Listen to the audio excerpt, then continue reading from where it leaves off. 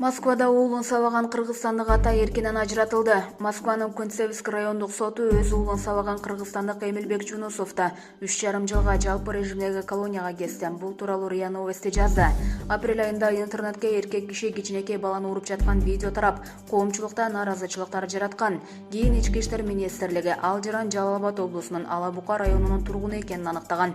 Бул көрүнүш Москва шаарында 16 апрелде саат 11 чамасында болгон. Аны телефонго аялы тартып алганда алгач Ала Букада жашаган атасына жөнөткөн.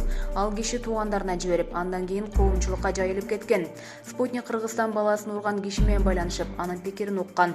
Ал журналистке окуянын кандай болгонун, баласына жакшы тарбия берем деген максаты болгонун айтып берген.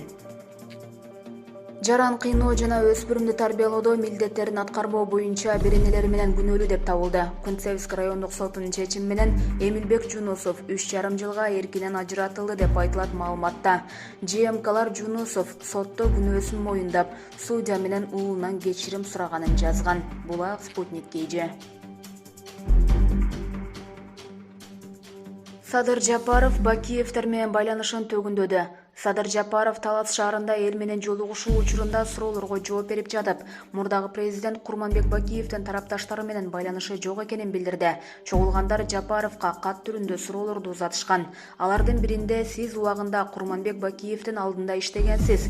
Азырда сизди Бакиевдер каржылайт, алар менен байланышы бар деп жатышат. Бул чынбы деген суроо берилген. Ага Жапаров бул карандай калп ушул чогулгандардын алдында жана Кудай алдында айтып кетем, мени эч ким каржылабайт. Ооба, убагында алар менен иштешкен, мен эле эмес, Кыргызстандын 90% иштешкен. Бирок мен алардын камчысын чаап, мамлекеттин же элдин кызыкчылыгына каршы келген мыйзамын колдоп берген эмесмин.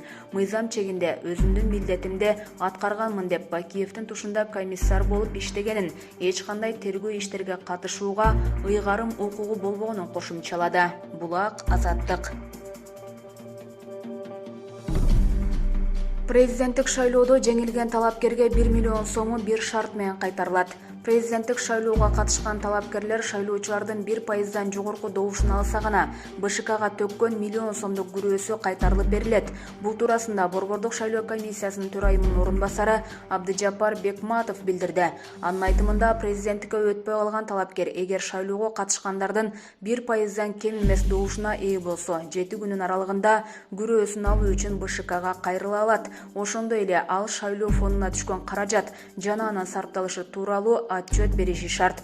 Белгилей кетсек, президенттик шайлоо 2021 жылдын 10 январында өтөт. Бул жарышка 18 талапкер аттанып 1 миллион сомдук шайлоо күрөөсүн төккөн. Булак Спутник KG.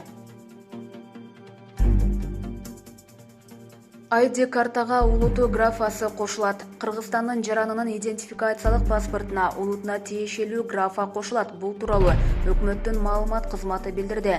Чечимге премьер-министрдин милдетин аткарып жаткан вице-премьер-министр Артем Новиков 15 декабрда кол койду. Бул өзгөртүү жогорку соттун Конституциялык палатасынын 2017 жылдагы паспорттун үлгүсүнө өзгөртүү киргизүү боюнча чечимине ылайык ишке ашууда. Конституциялык палатага улутуңду унутпа кыймылы бул боюнча арыз менен бир нече жыл мурун кайрылган. Конституциялык палата быйыл паспорттагы улуту графасынын алынып салынышы Конституциянын 38 беренесине каршы келип, жарандын улутун аныктоо эркиндигин чектейт деп бүтүм чыгарган. Мындан ары кыргызстандыктар өз каалоосу менен улуту тууралуу маалыматты паспортко коштура алышат. Булак Азаттык.